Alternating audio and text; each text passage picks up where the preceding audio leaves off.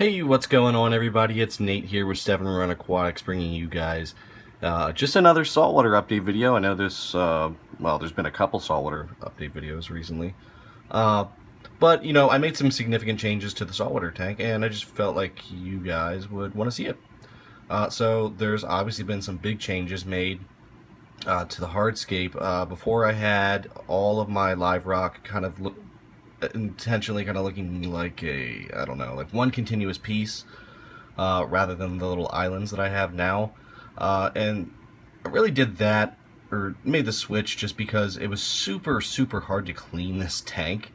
I really could only get to the front foreground, get a good job of siphoning, all the detritus and stuff from that area. Couldn't really get to the back, and what I could get in the back, I couldn't even see.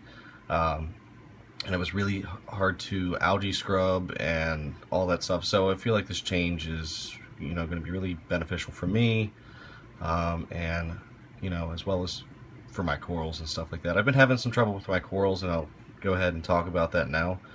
So my zoas there. Let's see if I can focus a little bit better. The zoas that I have there, and then the orange ones that I have there. I just did a huge.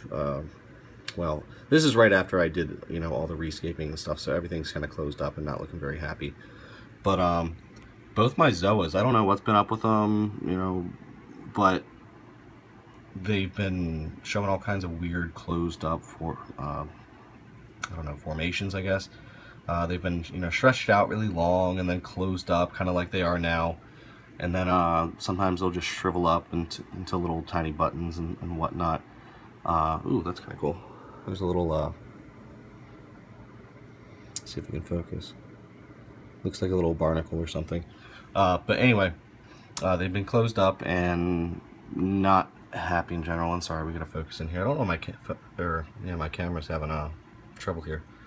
But yeah, they've been closed up, and I haven't been able to figure out why. And it took me like 3 weeks to finally just test my magnesium, my phosphate, calcium and alkalinity properly with the Red Sea test kit at work. Turns out magnesium, calcium, and my alkalinity were sky high, which is probably why my zoas are not so happy right now.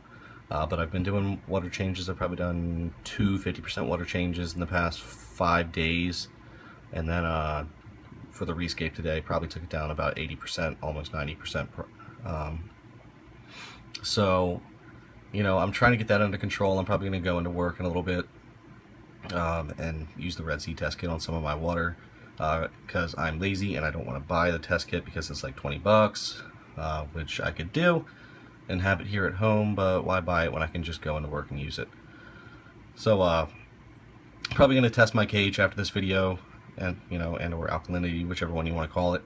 But I think yesterday it was around 11, which is still a tiny bit high.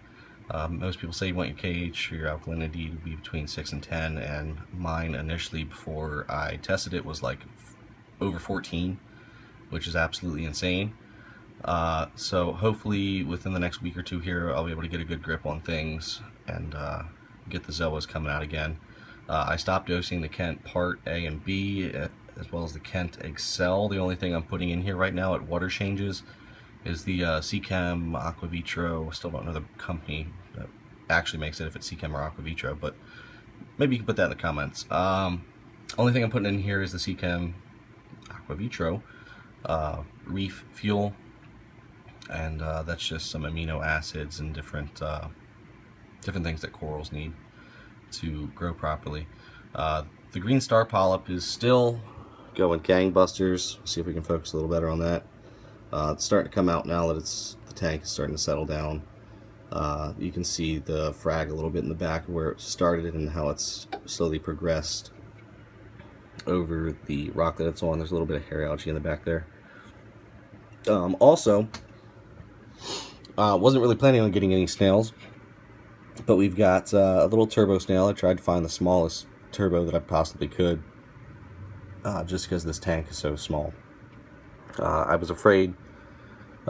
They say you're not supposed to put hermit crabs and snails together, but I think they more or less mean like astrea snails and stuff like that. Stuff that the hermit crabs could use for their shells. Pretty sure this guy's way too big for the blue legs to even mess with. But he has done a pretty good job. I kind of let the algae go crazy. It's going to be a little dark over there on that wall. Kind of let the algae go crazy on that wall there. I don't really care about it, but you can see the areas that he's actually been cleaning up, and it's, I mean, it's pretty amazing how he's done so far. Just a day being in this tank. Let's see what else.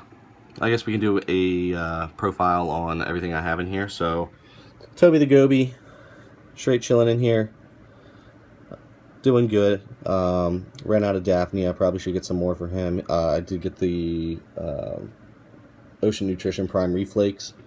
I think I showed you guys that in the last video.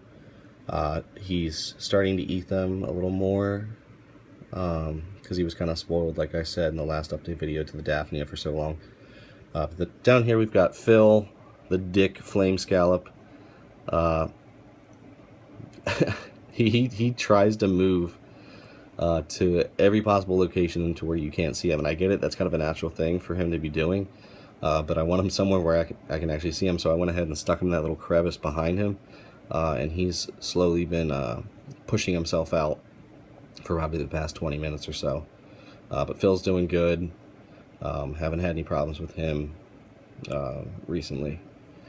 So next we have Chris, who for whatever reason, he always gets a little freaked out during water changes, like more freaked out than you would expect a fish to be during a water change.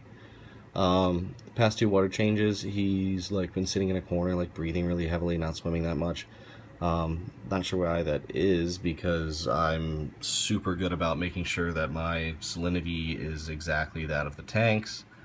You know, I treat the water with Chem Prime, and he just doesn't like water changes, although right now he's doing really good. He hasn't done the heavy breathing thing today. So Chris is doing good. Next we've got Pepe, which you may or may not be able to see him. He's kind of exploring all the new crevices and cracks and the different islands that I've created for my corals and my, you know, and my inhabitants in here. And he's doing really good. He's grown a little bit. It's kind of hard to gauge growth when you see something every day without actually like measuring it or something like that. But Pepe's doing really good also. Let's see, am I missing anyone else? Well, I mean, the blue legs are just the blue legs. They're doing good. When I cleaned the tank today, I took them out and put them in a cup, and I didn't realize how many I actually still had. I thought they killed some of each other off for shells and whatnot. So I thought I had like 8 or 9. Turns out I have like 13 in there. So I guess they're cohabitating pretty well. That Mexican redleg crab that actually came on the live rock when I first initially got it, he's still in there too. He's pretty big and he's doing well. Let's see here. I was going to ask you guys something. Oh yeah. If you guys want to maybe help me out, I like to name things in my tank. Oops, sorry about that. If you want to maybe put in the comments below what I should name this turbo snail besides Turbo, because I've already kind of gone through that thought process. You know, something creative. You know, you guys know what I've named my fish, and you know, flame scallop, shrimp, and stuff so far. So kind of going along with that theme of things rhyming or whatever, going together like that. So if you have any suggestions, let me know for sure. Yeah, I think that'll be it for this update video. If I think of anything else, I'll put it in the annotations. And with that said, I'd like to thank you guys for watching this update video. I'm Nate with 7 Run Aquatics, and we'll see you guys in the next video. Bye-bye.